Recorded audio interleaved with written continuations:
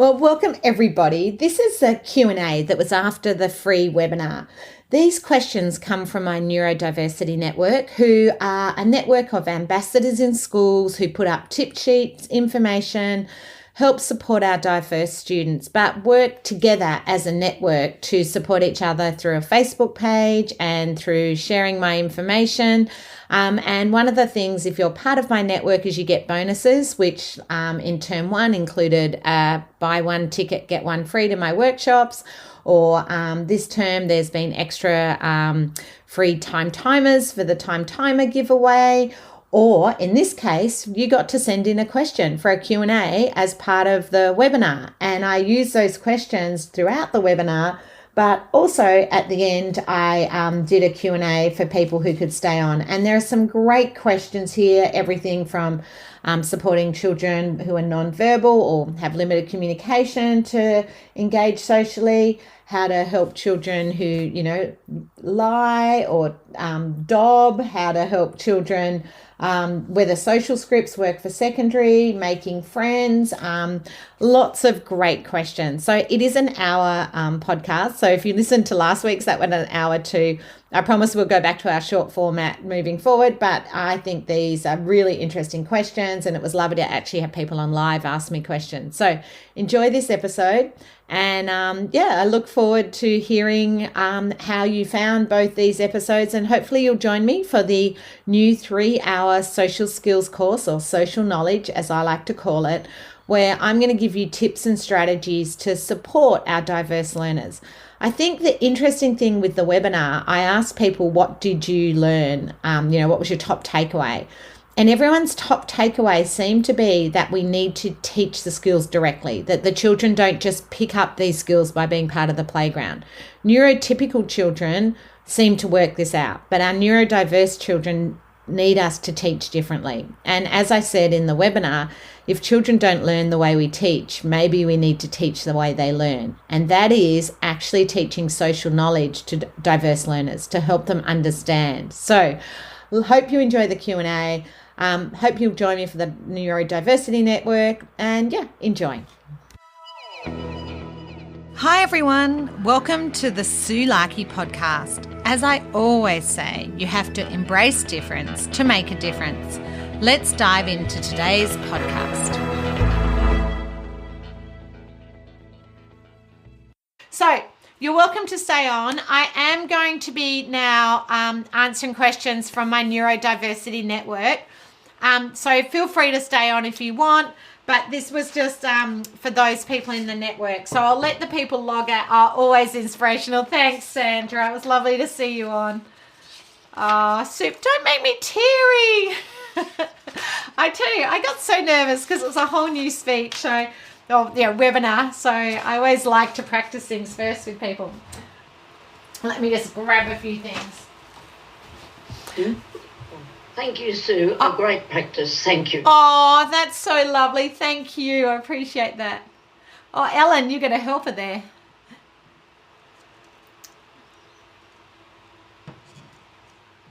Excellent. Okay, so I will just go back to everybody. I'll let people leave who are leaving. Let me just move these things.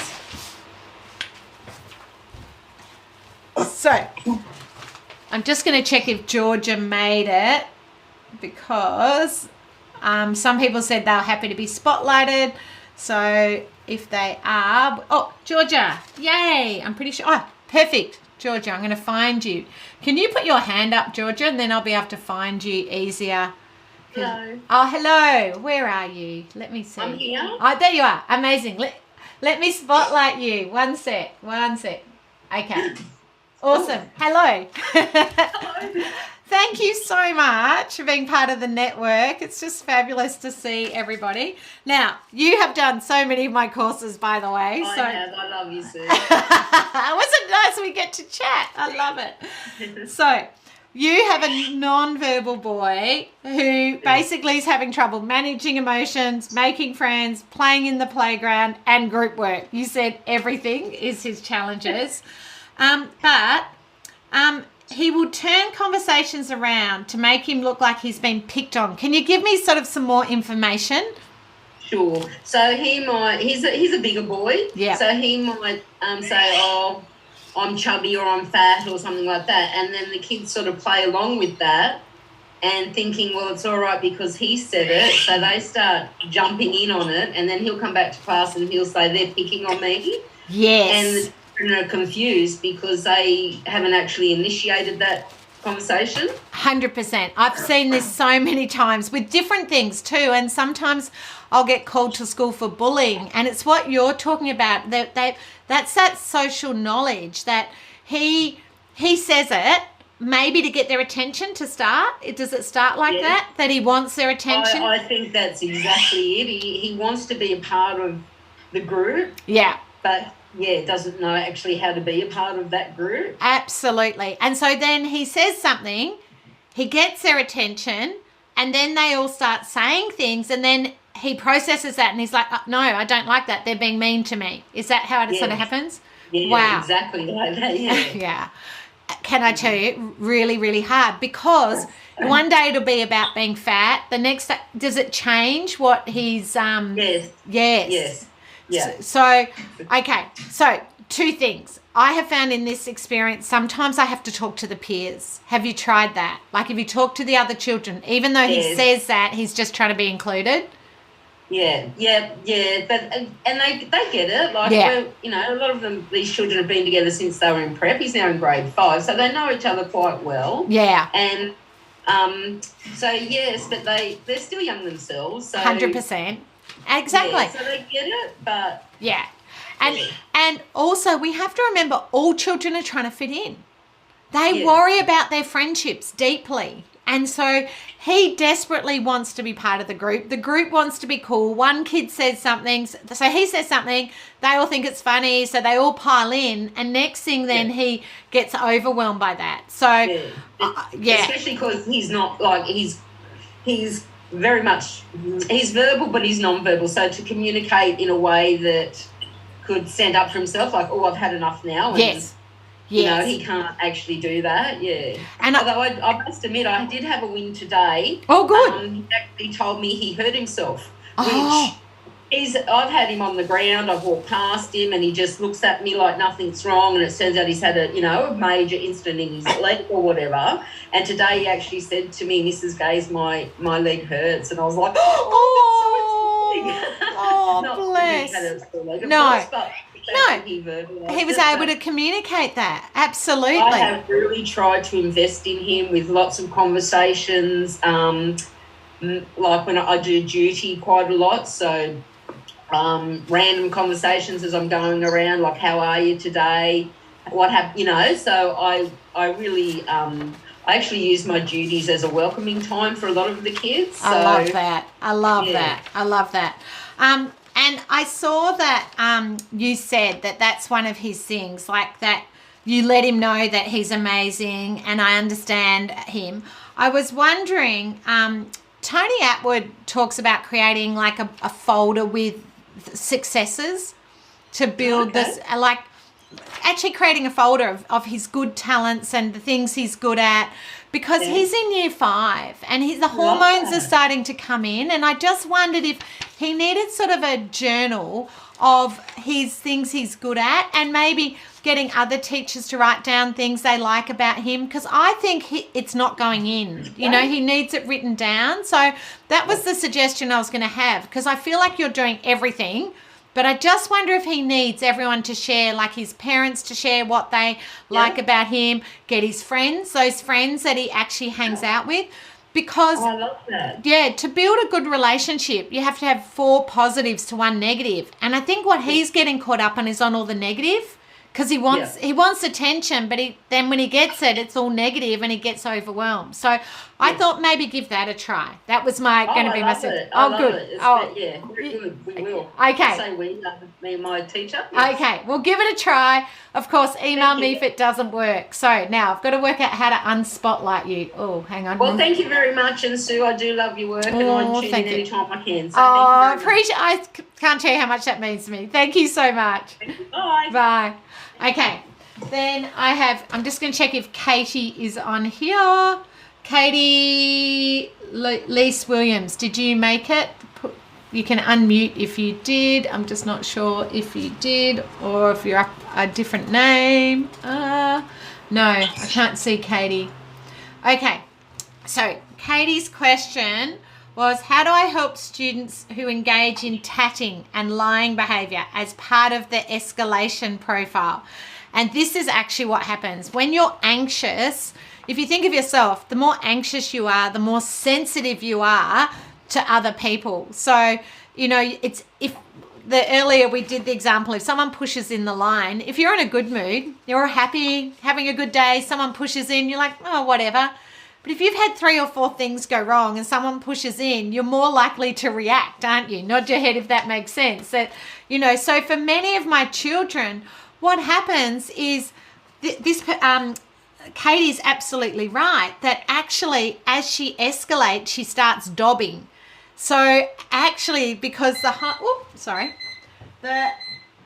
higher your anxiety, the lower your problem solving. So those of you who have done my course will know that I talk about that. It's like 2 volume switches. A child's anxiety goes up, their problem solving goes down. So therefore, slightest change, something goes wrong, they're more likely to react to that. So this is why she starts dobbing or tatting in that situation. So in my developing social skills book, sorry, I just got something stuck in my throat. I'll probably talk for too long. I have in here like when to tell and when not to tell, but I suspect for her, it's actually about anxiety and that hypersensitivity. So I would be doing some of the things I just talked about, actually talking about when to tell, when not, like direct teaching, social scripts are very helpful, the video modeling. But I suspect you've got to look at getting the anxiety down as well. So when she's feeling that way, maybe she needs to go to the toilet, get a drink, take a deep breath, and then think if it's something she should be dobbing on. So I hope that makes sense, Katie. I was hoping to talk to you a little bit more about it. So Rhonda, did you get on here? Rhonda, I don't have a Ronda. I'm not sure if you made it on. Let me just check. No, I don't think so. Okay, so she wanted to know, is there equivalent practice to social stories for secondary school? The student has ADHD and ASD, extremely low receptive language, and sorry, I'm just trying to quickly read it, and often unaware of his difficulty. And you've tried reflective practices and stories. So some of my students think social stories are babyish by the time they get to secondary. So that's why I wanted to check with you if actually it did work in the past and it's worn out. So again, and some of my children don't like role playing. I don't know if you remember yourself in secondary role playing, just nod your head. It sort of gets a little bit more awkward in secondary. Kids don't like to get up and role play, whereas when they're little, they love doing that. So social stories can be harder in secondary. And I think Carol Gray, who originally came up with social stories, would say they're fine for secondary, but that isn't my experience. I have students who don't like a teacher assistant sitting with them either. But what I have found really helpful is engaging them in clubs outside school. So, you know, dare I say a chess club or scouts, or actually getting them involved and making friendships and peers outside school where they can actually start to learn those things. Some of my children actually make some really good relationships through gaming if they do gaming online. And I wouldn't discredit for some of my secondary school students that is a nice connection if they're playing with the same people all the time. So I wish I had you here to ask more questions, but email me if you watch the replay and that didn't answer your question. Now, Vanessa, you're meant to be here live, but again, I don't have a surname. Vanessa, who sent in a question, you can unmute. Oh, is it you, Vanessa Cartledge? I don't know if it's you. There is a Vanessa on here. Vanessa, who wanted to know about managing transition from a special school option to mainstream for her twins. Not sure if she's here. Oh, that is you. Are you happy to still be spotlighted, Vanessa? Let me see. Yes, let me try and find you. Can you unmute or put your hand up, Vanessa, and then I'll be able to find you, I hope. If you unmute, you should jump to. That's me. Sorry, I don't know how to put my hand up. No. You've done a great job there. Excellent. So let me spotlight you. Thank you. So, well, thank you for being part of the Neurodiversity Network, because I know you're a mum, and I hope the tips help you. But the idea is that teachers put it up on their pinboards in their schools, and just trying to get people to read the information. So and particularly for when you have twins. So they're moving from specialist to mainstream school. Yes. Yeah, special class to mainstream in the same school, but obviously special classes, one-on-one SSOs, and they're going to a class of 30 students with no SSO. Yeah. And one teacher. Yeah. And I was that teacher who had a child with autism in my class who desperately, wanted to help him and didn't have the time. So I understand. And I understand that. Yeah. I understand they don't have the time and capacity, but what can we do? No, I agree. And this is why I'm very eclectic about which education option. And I'm interested. Do you think it's going to work for both of them? The twins? I don't think so. At the moment, they're in separate special classes, but they're going to have to go together in mainstream. I think they won't cope separately in that kind of environment, and there'll be lots of issues about them being together, and they kind of egg each other on with behaviours. It's a whole twin thing. 100%. No, 100%, because I've had exactly this situation. When I worked in a specialist school in Melbourne, my job was to take the children from that 1 to 8 ratio with, 2 teacher aides, so really 3 to 8, to mainstream. And I had a couple of twins that I had one set of triplets that actually they weren't already at the same time, if that makes sense. So actually instead of moving both of them, I would wonder if it'd be better settling one in first. What do you think? Well, I think I've lost you, Drats. I think your internet... Anyway, I think your internet's dropped out, Vanessa. Sorry, what did you say? Sorry, it was dropping out there, but that's okay. Continue. No. Do you think it would be worth one of them going first, seeing how they go, and then the second? Or best both? I'm not sure, because they kind of want to be... Because at the moment they're next door to each other. Yeah. It's like open doorway policy. Yeah. I don't think it would work, one going and one not. No, it's not. Always trust your gut. Always trust your gut. I don't know. I don't have all the answers, but I just wanted to check with you because... I don't really know either. No. So, but I get your worry and your anxiety. So I was thinking, on episode 130 of my podcast, there's a heap of cheat sheets that I actually devised when I was doing that transitioning children from a special to mainstream school. Because... so often the reports aren't helpful for the teachers. As you saw this afternoon, they can cut with scissors, but can they work with another child? How do they go in the playground? How do they separation anxiety in the morning? That's what I want to know as a teacher, more than any of the other stuff. Yeah. So I'd love you to have a look at those cheat sheets and listen to the podcast. But I normally do that at the end of the year, but you're transitioning now. So episode 130, and then, and I would be doing the big one in that, if you listen, and made a huge difference to my students, is what I call reverse transition. Get the teacher to come and see them in the specialist classroom. There's no point your child just going for visits to the classroom. They need to see what supports they've had in place, how that classroom looks. A teacher learns so much. Like you could send me 100 reports, give me half an hour in a classroom, I learned so much. So actually seeing if the teacher can get released to go and watch what's happening, how the teacher aid time's been used, going and looking at each twin to see how they're similar, different. I recommend that as the number one thing that I would put in place. So... hope that helps. And that's email me. Great idea. Thank you. No. Let me know how it goes. Thank you so much. No, pleasure. Thank you for being on. I really appreciate it. Yeah, fingers crossed. I agree.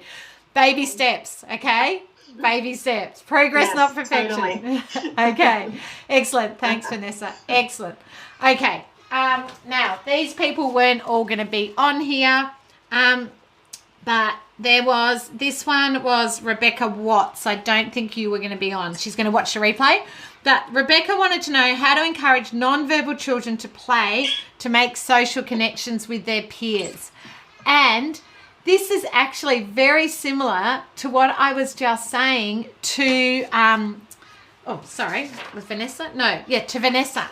So actually what I've learned is actually bringing the peers to the child with what they're playing. So watch what the nonverbal child's playing and start off with an adult, that direct teaching, turn taking, sharing, playing together.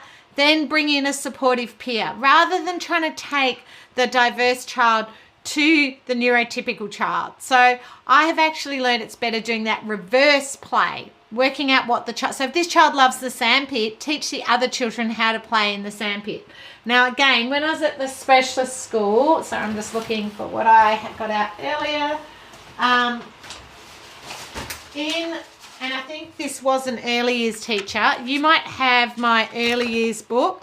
I recommend have a look in there. There's some great information on teaching play and making it more visual, but there's also play schedules. And I did a lot of work with siblings actually when I was at the autism school, because what we found, a lot of siblings actually go through grief. They imagine, particularly if they're an older sibling, they imagine they're going to get this new little baby come to the house and it's going to be a play buddy and they can't wait. And then their child, the baby is autistic and doesn't play and do all the things that they expected their little brother or sister to do. So some of our children go through that normal grief cycle. They get very angry with the sibling. They get very frustrated. So I won't spend hours going on about it, but nod your head if that makes sense. That this child imagined a neurotypical sibling and now they've got a neurodiverse sibling, and particularly if the child can't talk, which is in this situation. So what we actually did was set up all these little play schedules, and you can get them on my website. They're actually like a little CD. I don't know if people can even download CDs anymore, but we made them at the autism school, and they're like 100 different visuals. And what you can actually teach the child a sequence of play. So make it more like a schedule. But what we find, then neurotypical children understand this play, and it helps them play together. And what we found is more spontaneous play came from that than just putting out the baby in the bath. So actually, again, this is social knowledge. Teaching a diverse child how to bath the baby then means they can engage with their peers or their siblings. So I just wanted to mention that. The other thing I wanted to mention with nonverbal, where's it gone? So lots of you had children who are nonverbal, and this book is a must read. Kate came on my podcast last year. If you're not a reader, just follow Finding Cooper's Voice on Facebook, Finding Cooper's Voice. Kate is the most amazing writer. I have never sticky noted a book so much in my life. It's the most amazing book. And I have worked with over 200 children who don't communicate with words. They communicate, but just not with words, noises and gestures and other things. And a lot of the books I read, I just can't relate to them. But this book, every page was like one of my students. So I think this is a must read. If you have a non-verbal child, this book is a massive insight to a lived experience of a family and understanding working with non-verbal children. I would say it's the number one book. No problem, Belinda. Thank you for joining us. I understand you need to leave. That was Beck. I'll try and go quicker because I know that you all had a long day. So Sharon, you're working in primary and, you may be online. Sharon Wasson, did you make it? If you did, just unmute and I will find you. Sharon, no, she didn't make it. Not to worry. Okay. So Sharon has a child who, with friend, again, non-verbal, lashes out, frustrated, tries to get attention and tries to make friends. And this is a big misunderstanding. Sadly, we used to think if child were non-verbal, they didn't want connection. They do. Absolutely they do. And often you're right. They try and make friends and lash out. So the first thing I think this child needs to learn is to say finish. Sometimes my children don't know how to leave a game or activity and they lash out to finish it, because when they lash out, people leave. So I was hoping to ask you if the child knew how to finish or to finish an activity, because that is something we actually have to teach autistic children. A lot of them just keep repeating the activity over and over and don't know where it finishes. The other thing I think they need to learn is to get attention by tapping.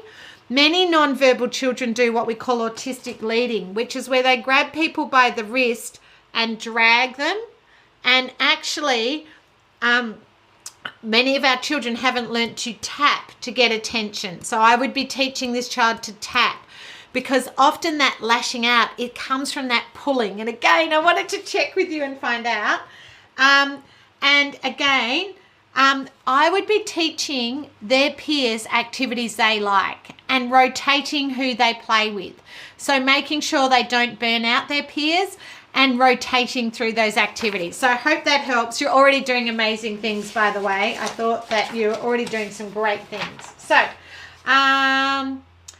Charlotte, managing emotions on the playground. Hoping you got some ideas today, because I wonder if it's about winning and losing. We have Natalie, managing emotions at break times away from the class, like in the playground. Now, Natalie, this was an awesome question, and I absolutely loved all the things you were doing. Basically, you have your child managing their emotions really well during class, because you're giving them lots of positive reinforcement. You're making sure that you're constantly praising. There's boundaries, all of these things in place. But when they go out in the playground, none of that is in place. And you've tried to put it in place with a reward, but I suspect the problem is the executive functioning. That there's all the sensory and noise and the anxiety and wanting to win and lose.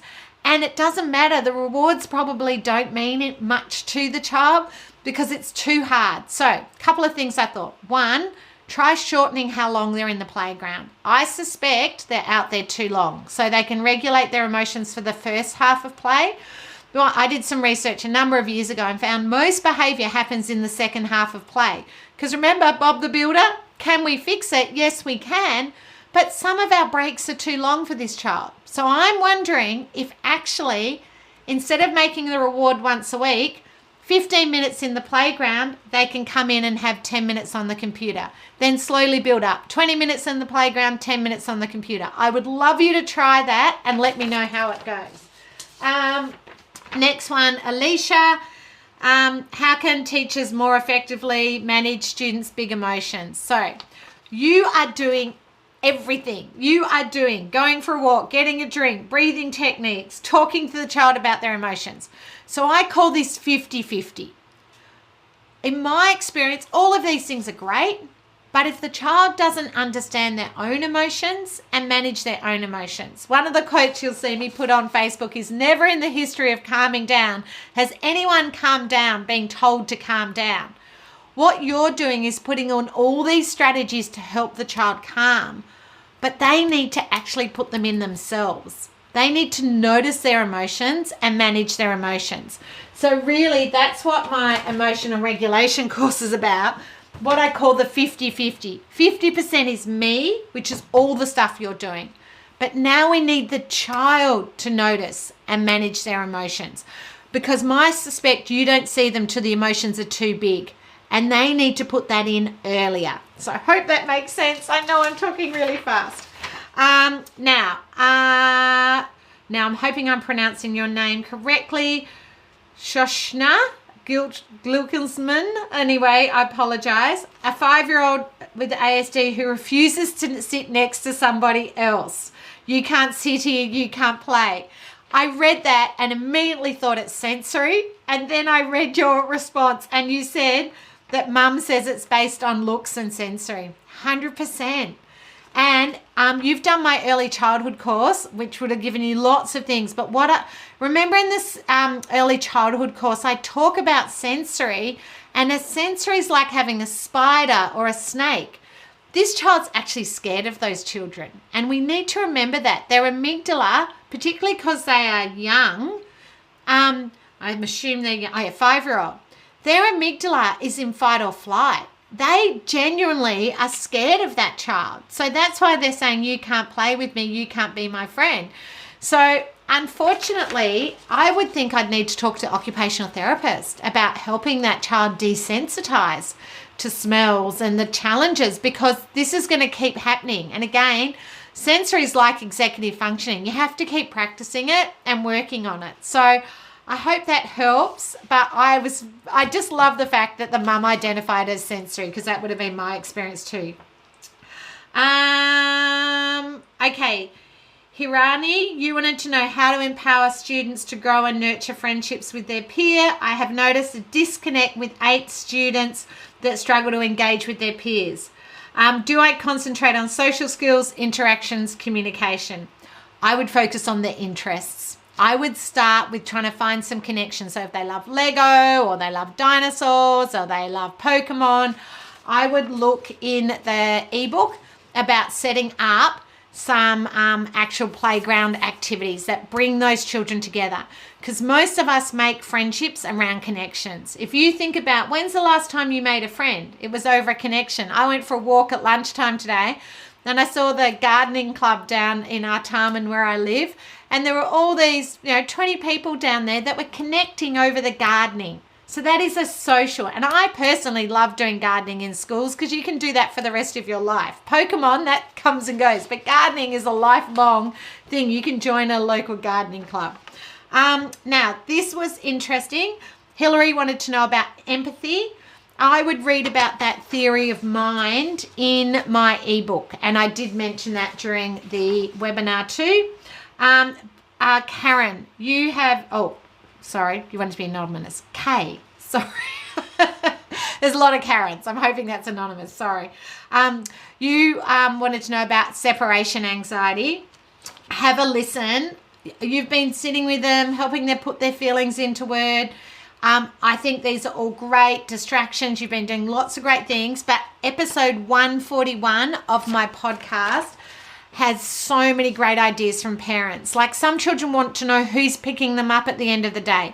Some children want to keep something little from their parents from their day. So you have a listen, have a read and a look at that podcast. There's some great ideas. Next one was Stephanie. What strategies can I use to help manage the behavior and emotions of one of my students in the class? Every time we try something, it only works for a short amount of time. Yeah, and this is what I was saying earlier, that strategies wear out. But I even put a little love heart on there for you, because you are trying so many amazing things for your student. I just wonder if they're oppositional defiant disorder, just the fact that things are wearing out. And when I look at everything you've tried, again, I wonder if all of these are adult directed, not internal directed. So I always say, if Andrew told me, sit out and have a cup of tea, I would get really cranky about that. But if I say, I need a cup of tea, I need a little bit of downtime. So I would just wonder if we actually need to give him a little bit of control too. And that's why I created these Wheel of Calm that I use for my ODD children. That for many of my children, actually them choosing what they're going to do, and what you can do is Velcro it. The other thing I was thinking with him is why I had this one. I just wonder if he knows how to ask for help, because some of my students with big emotions, they get really frustrated, and I just wonder if he knows how to ask for help, or if he's just like, something goes wrong, boom, he's climbing on the furniture, throwing things. So again, in my emotional regulation course, there is heaps of stuff about changing your mindset, about having a go if you make mistakes, because that might be a problem for him, about asking for help, what to do if you don't know what to do. Because some of my students, as soon as they don't know what to do, boom, you get those big emotions. And remember, you got to keep practicing that. Executive functioning, really work on it. Okay, now Carolyn asked, is there a preferred program to base learning on, trying to make it easy for staff to access resources? Now, I loved all the things you're doing. You did the right, resilience and respectful. You did Helen McGrath's. You did bounce back. You did healthy relationships. You did all these great programs. My guess is they work for some students and not all students. Now, I haven't checked what all those programs are, but I suspect these are designed for neurotypical children, not neurodiverse children. What I've found over the years, so much of these programs are not the things I've talked about today, taking the child, working directly with them. They're just meant to work it out in the playground. So I would love you to have a look at the new social skills course and emotional regulation course that I've got out, because they're designed for diverse children. And I think so often we need to actually use programs that use that lived experience. In the course, I have Dean Beadle talk about a lot of things, but also I actually did this as a pilot course, my new Developing Social Skills course, as a pilot program last year with over 200 teachers in Catholic schools. And what was interesting, what the teachers said, and I printed this out because after reading your question, learning different strategies to use with neurodiverse students who are struggling socially, great games and activities, practical, useful, effective teaching activities, getting a deeper insight on ways to support diverse students, small but effective strategies, but also supports all the students. And that's what I've learned over the years. Often the strategies that work for the diverse students work for the whole class, but the strategies that work for the neurotypical students don't work for my diverse students. And what one of the teachers loved is I really do a deep dive into the stages of play and understanding where that child's at. Because often we jump straight into collaborative classrooms where they're meant to sit at a table with 5 other children, and this child's only been in parallel play where they've only been playing alongside children. Or we send children out to the playground and they're playing all these complex games, and this child's only at the friendship stage of greeting or saying hello. So that's what one of the teachers' feedback was, that they really like going back and really looking at the friendships and stages of play. So I felt really weird that someone actually asked about the courses. That's why I put that, or what to recommend. So I hope you've all found this super helpful. Because you've all stayed on, even though I said I was only going to do questions from my diverse community, if any of you have a couple of quick questions, I'm more than happy, because you're amazing to have stayed on. So just put your hand up. You can put your hand up and I'll spotlight you if you have a question, or you can write it in the chat. Anybody? Oh, Sue Bolton, look at you. Okay, let me spotlight you, Sue. Oh, hang on. Oh, where did you go? Oh, I went to click on you. Put your hand up again, Sue. Sorry. I went to spotlight you and you disappeared. Hang on, one sec. I love Zoom when I get it. Oh, here she is. Hello. Hang on. Let me spotlight you so everyone can see you. But don't worry, it won't be filmed. Hello. Look, I've got a new class this year. They're an IM class, but the girls have a lot of issues emotionally with each other, and some of them being pulled out for mentoring, and I just don't know if the mentoring is actually what we really want. I don't know what's going on in that. But I really liked your today with the body, when how they feel when they're noisy, because the boys are getting jack of it. They hate it. They hate the noise, and I play Mozart to calm them down and keep the things.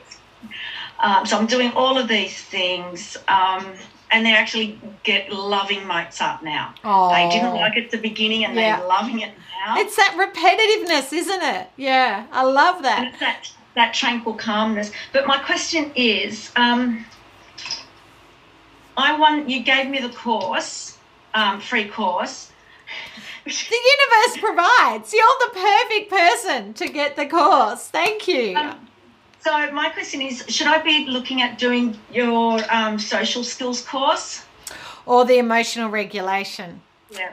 So with the girls, is it about having friends and maintaining friends, or is it about managing their emotions? I think it's both of it. Yeah, so, and that's why the courses sort of go together. Do you know what I'm going to do? I'm going to give you both courses, because I know they're both going to make the world, because I suspect, and again, this is creating calm classrooms is about the stuff you're talking about. Like, It's got to be the social and the emotional, and you'll use this for years in an IM class. I know that it won't just be used once off with this group, but with the girls, I mean for the boys too, but what I find with the girls, they just catastrophize friendships and emotions. And they yell at each other. Yes, and you know, I don't want to be stereotyped, but my experience is because of that executive functioning, the emotions come on from nowhere, and then they overreact to everyone. Then the sensory gets hit off, and I've had like an IM class. Then they all bounce off each other. It doesn't matter how much Mozart I'm playing. Game over. So, Sue, let Andrew know that I said you can have both courses because I think it'll be perfect for you. Okay? So amazing. Okay, so it's your social and emotional course. Yeah. So I think, so what it is, I'll just show you here. So the emotional regulation course basically will give you all these, let me go back to the visual. The emotional regulation course has all those activities that you can print out and do with the whole class, and you can work out which ones work for which kids. The social skills course is really taking my developing social skills book and plus a whole of lived experience and stuff, and sort of nutting out how we teach social skills. So it's more the greetings, friendships, but you've got to have the emotion as well. So that's why it sort of goes together to create the two, because I had the emotional regulation course, but everyone was saying what I want next is the social skills course. So that's why they sort of go together. So excellent. Thank you, Sue. So I'm going to move. Okay, it's been a pleasure. Oh, thank you for staying on. I'm conscious you've had a long day. I'm very conscious of everyone's time. No, it's worth it. It's worth every bit of my extra time to sit here and listen to you. You're such a vessel of wisdom. Oh, thank you. I can't tell you how much that means to me, because sometimes I just get in my head too much. Don't we all? Thank you so much. Okay. Tanya, let me try and spotlight you. Oh, I love the fact you're all prepared to stop. Hello, you're in the car. Yeah, I've had a few things to do this afternoon, so I've been a bit busy. I love it. This is great. This is like listening to a podcast but a webinar. So thank you for fitting me in your busy afternoon. How can I help? I'm at a school where we've got a grade 3 boy who is ADHD and ASD, and he has an excessive amount of negative self-talk. So we've been highlighting what he is good at. We've been, working with all of the positives and all of the skills, but the negative self-talk is quite extensive. And I'm just wondering if there's any tips on how we can counteract them. Yeah. So what happens socially and emotionally, children from up till year 2, so 7, 8 years of age, everyone's your friend. You can just go and be friends with everyone, yeah? Children are far more flexible. Halfway through sort of year 2 and sort of 7-ish, this peer group shrinks and the peer group becomes a lot more discerning, if that makes sense. And often this is when I get a lot of negative talk from my children. They pick up that they're not being included. There's often the other children aren't meaning to, but they're often subtly excluding him. And then again, you get that catastrophizing. Does that make sense for what you've seen with him, or has it been going for years? No, it definitely makes sense. I'm new to the school this year, so I've only had a few months with him. Yeah. But I believe it did start a little bit towards the late last year, but prior to that, I don't believe it was as dramatic as it is now. Yeah. So I know this sounds crazy, but what we're going to do, we're actually going to take him. Which state are you in? Queensland. Queensland. So you call it prep, the first year at school, the preps? Is it prep? Yeah, correct. Yeah. Yeah. So what I find, to build up the self-esteem, actually, we're going to make him some friends in prep in year 1, where he might go down and help with a reading group or an activity to build up his self-esteem, where he gets to be the leader for once, where he gets to be the positive role model, where he gets to, not with adults, he wants interaction with his peers, but he's sort of a socially, emotionally younger. Does that make sense? So he finds it hard to connect with his peers. You guys can say all you like, but he needs to hear it from other children. So what I have found, I had a little boy who used to go down and help with reading because he was a good reader. I've had children go down and just help with craft, or sort of be, like just half an hour a day where he gets to do jobs.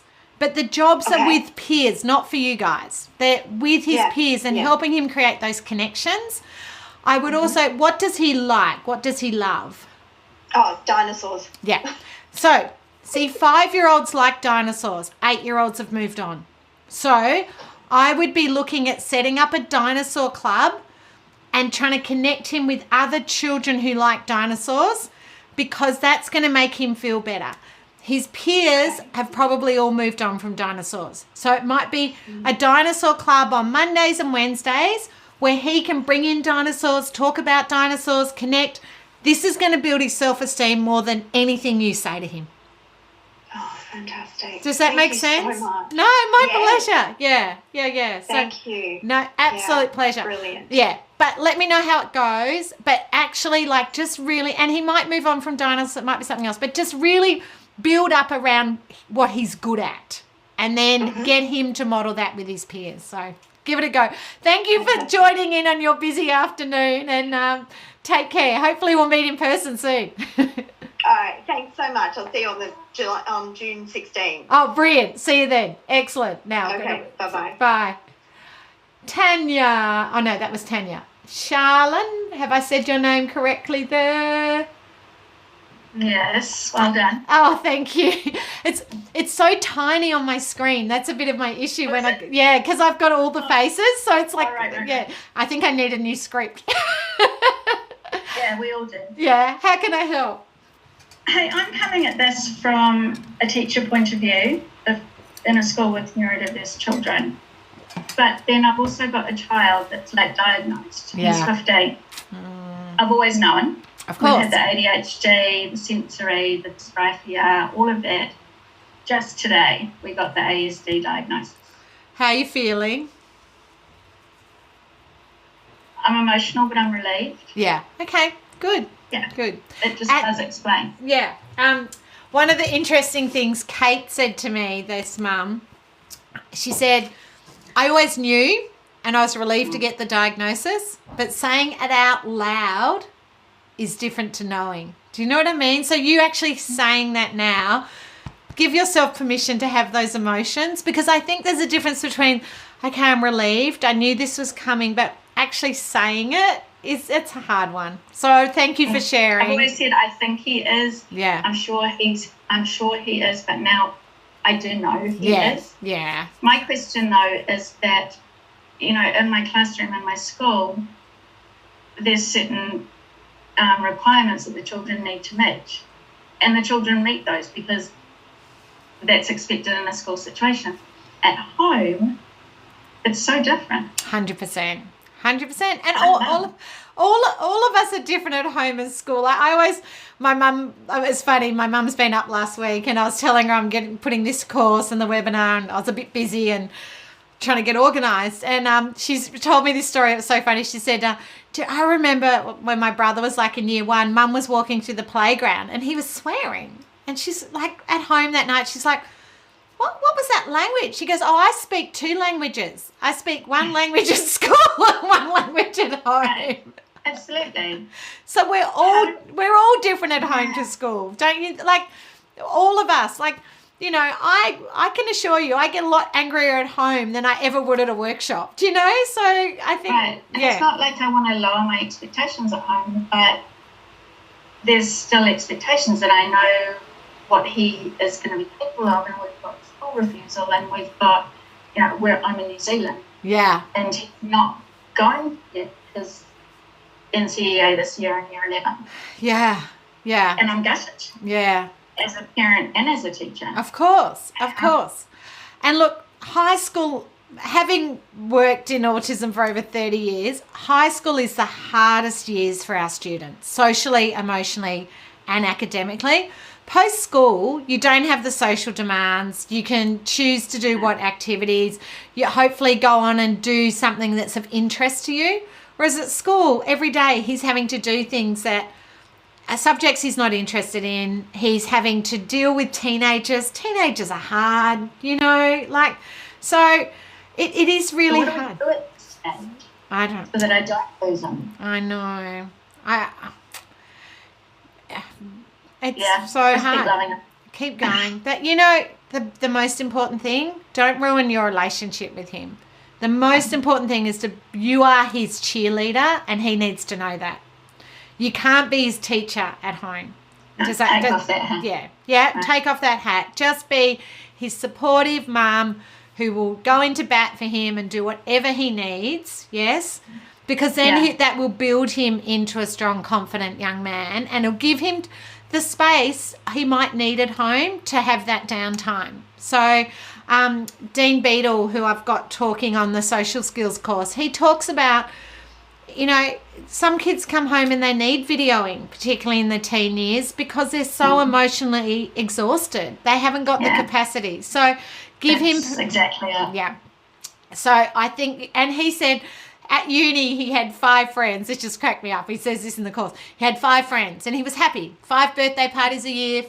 That was it. But then they all got partners and he was expected to go to 10 birthday parties and then had children. And he's like, nah, I'm out. I'm happy with 5 birthday parties a year. That's my capacity. So work out his capacity.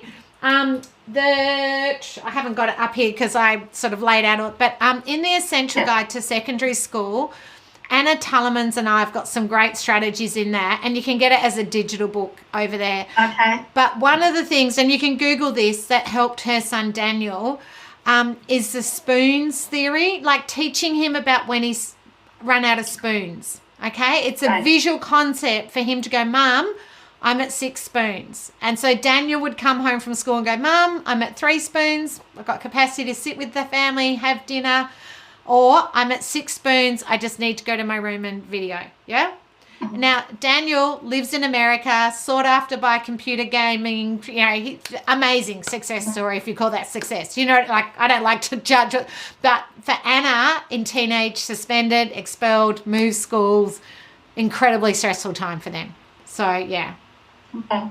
So. All right, thanks. When are you coming to New Zealand? I'm hoping soon. I know. I'm still catching up on all the workshops that were booked for pre-COVID. It's just insane. Can you believe I'm still this time last year I still couldn't do face-to-face because, you know, so I'm still catching up. I'll get there.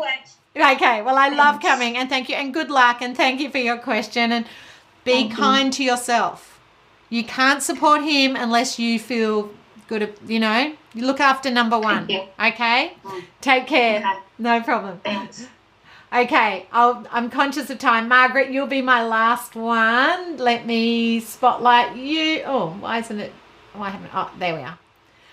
Hello, Margaret. Oh. Hello. Hello. I am LSO, or ESS, in a primary school, working in a prep room, and I've only had experience in ODD in like older kids. Now, in a prep room, little girl, 5, very strong, has her parents worried about her and not being able to control her at home, and then hasn't really got the full diagnosis, but looking at her, you know, you say black, she's white, you know, it's very different. The other kids in the class are getting a bit, like, I could even say a little bit scared of her because her really tantrums full on, and you know, it's all pissed and screaming and I hate boys and I hate school and very difficult to separate from parents in the morning, even though she's giving them a hard time at home. I know. This is our ODD, just looking at any strategies that you might have, because the number one thing with ODD kids, I think, is giving them control. So I would actually, the big one is that the afternoon before, letting her choose what she's going to do when she comes in first thing in the morning. For separation anxiety, that's really important for my oppositional children. Now, you might give her a choice of 2 activities she can do in the morning, but again, that might seem like a demand. But choose something she can come in, because we've got to get that anxiety dialed down. And so the only way to do that is to start the day calm. If she comes in 4 out of, 5, 6 spoons up, then the slightest thing will set her off. So I needed to come in as calm as possible in the morning. And the way to do that is her to feel like there's no demands on her. So she doesn't have to line up. She doesn't have to unpack her bag. I mean, routines are your friend, because as soon as there's a routine, there's no demand. Does that make sense? So if you think of yourself, once you're in a routine, you know, get the car keys, get your bag, whatever. But if your car keys are missing, then the frustration, right? So the more routines you can have in place for her, the better. I would be setting up with her peers that it maybe the night before, maybe she can choose who she works with, but for half an hour at a time. So when I had an ODD child, we called it an appointment. Who did he have an appointment with? Because what happens, the other children do get scared, and we need to make sure that they just have a little bit of time each day, because what many of my ODD and PDA, she might be PDA, they attach to one child or two children and burn those children out. So if you're in a class of 30 kids, they only might work with her once or twice a week. That's fine. Yeah. So I would just routines, work out what she's going to do the day before, if possible. Just try and get that anxiety down as much as possible. The other thing I like to do with ODD children, normally have the word tomorrow, a tomorrow box. So if she doesn't want to do something, we're going to leave it for tomorrow.